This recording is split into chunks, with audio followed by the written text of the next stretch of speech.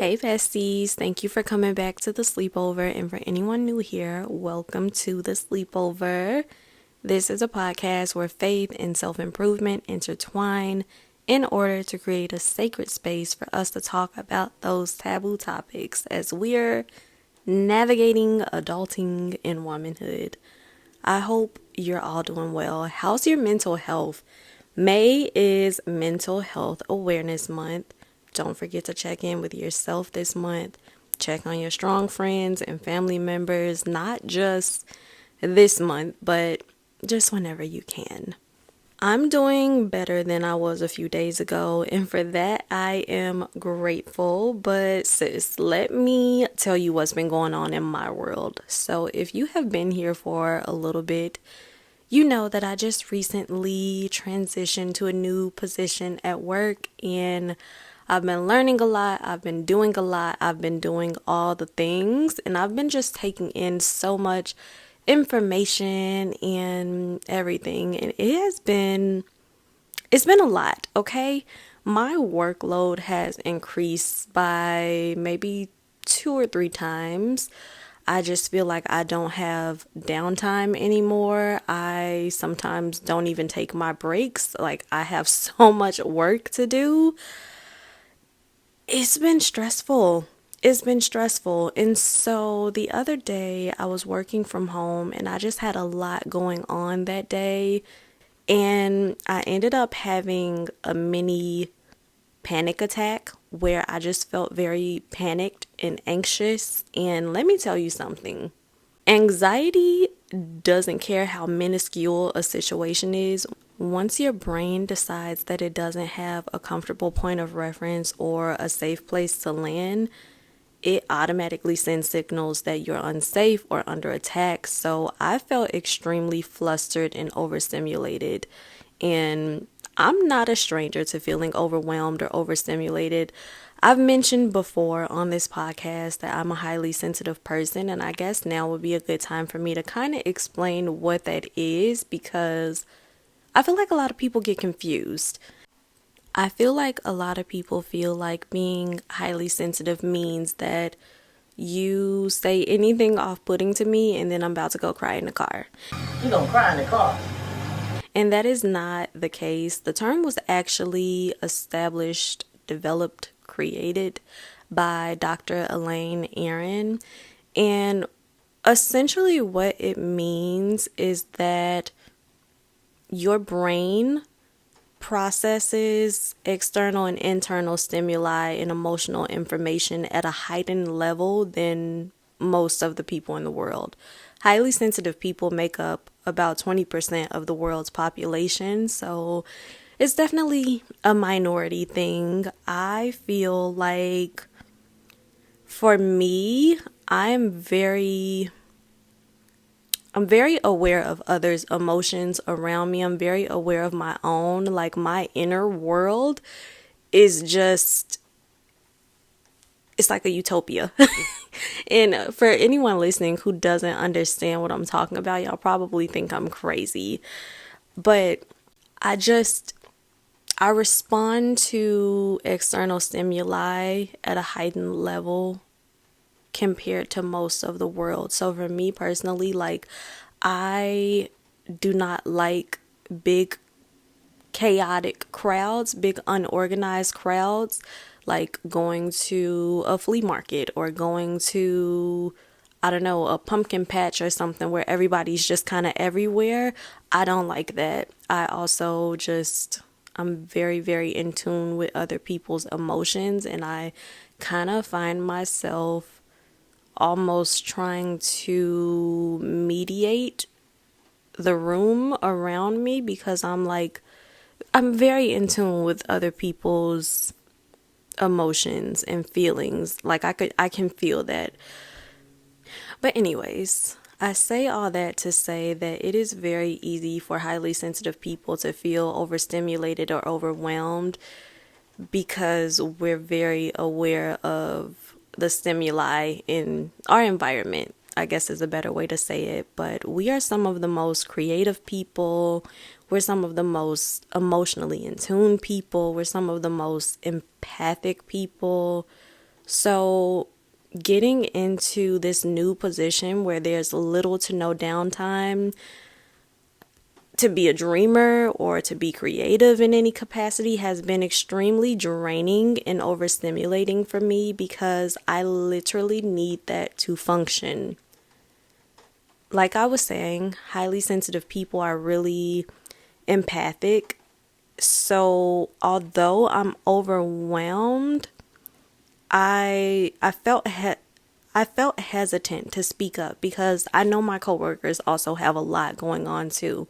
Right now in our department, we're short on one person, and my coworkers, they have their own things going on. Like for an example, one of my coworkers, she has 3 daughters. They're all at different ages and different things going on in their life, different seasons in their life. So she's spread thin when it comes to timing, when it comes to money, just everything, just like in her mom bag, right?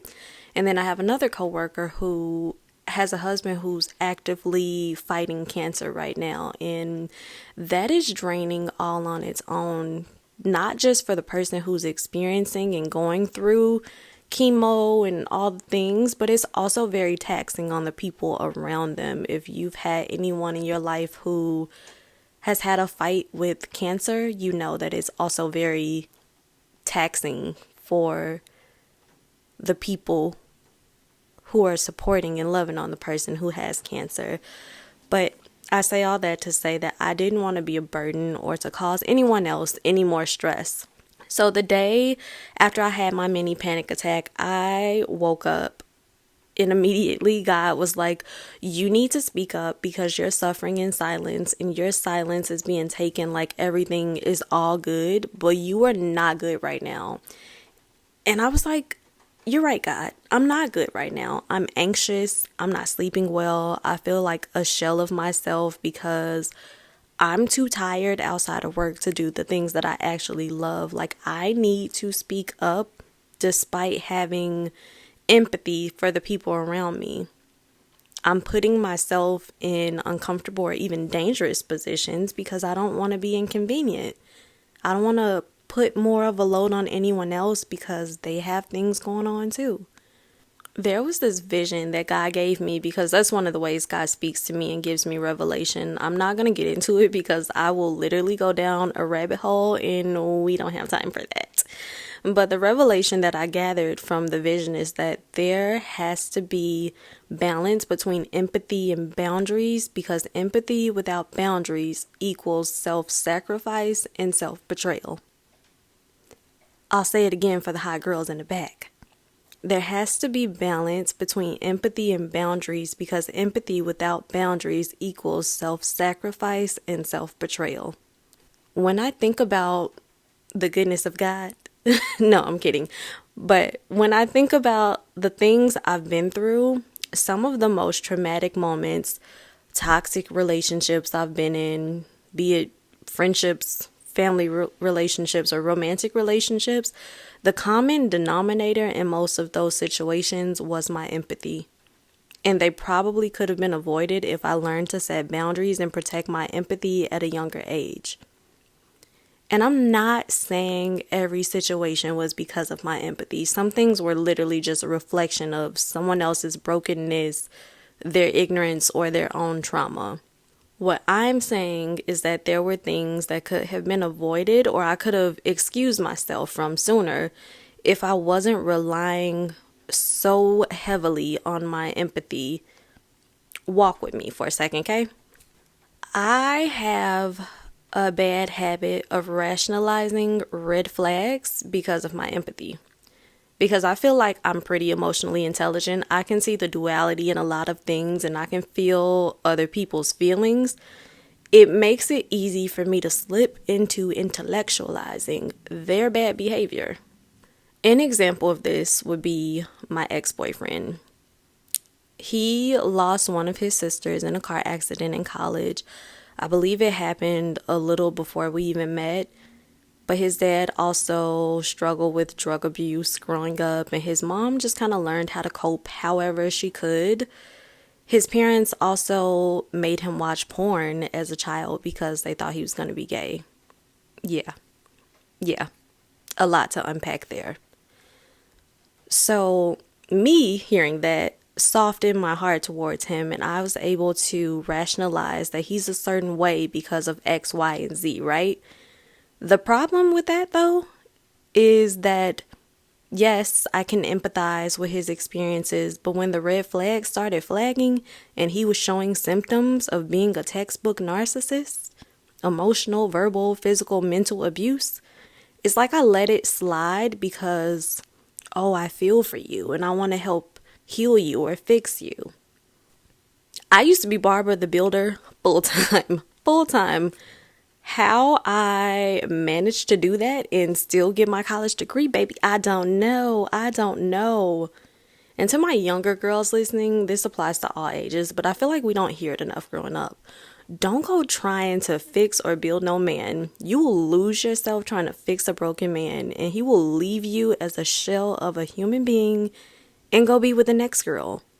You work on building and fixing yourself, and you require that from the man that you want to be with, because he should also be doing the work on himself. It is not your responsibility to fix someone or to heal someone.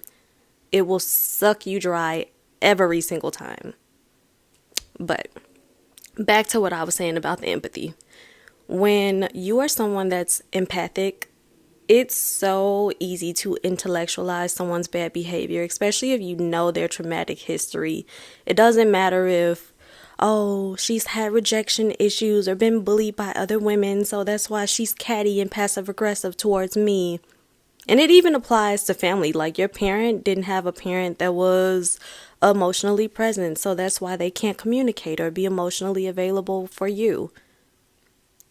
Empathy is not a bad thing. Honestly, we need more of it in this world, especially today. Yes, we do. But at the end of the day, someone's abuse and toxic behavior towards you is still abuse and toxic behavior towards you. So our journaling prompt for this week is going to be to write out a list of people and or boundaries you need to set. If you need to set a boundary with grandma because every time you come around grandma, she's saying something inappropriate or making you feel uncomfortable, write that down. If you need to set a boundary with yourself, like, okay, we can only have X amount of drinks, write that down. Write down a list of people and or boundaries you need to set. I know the summer holidays are about to start rolling in. Mother's Day, Father's Day, Juneteenth, family reunions, and barbecues. Make sure you know what your boundaries are and stand 10 toes down on them. Don't let your beautiful empathy be the reason you turn into a beautiful disaster. Alright, besties, thank you for joining me on this bi-weekly episode. Please don't forget to spread the love, like, share, comment, subscribe, and follow on whatever platform you're listening on. It helps me and it helps us build a bigger community of our sleepover babes. Alright, girl, I'll talk to you at our next sleepover.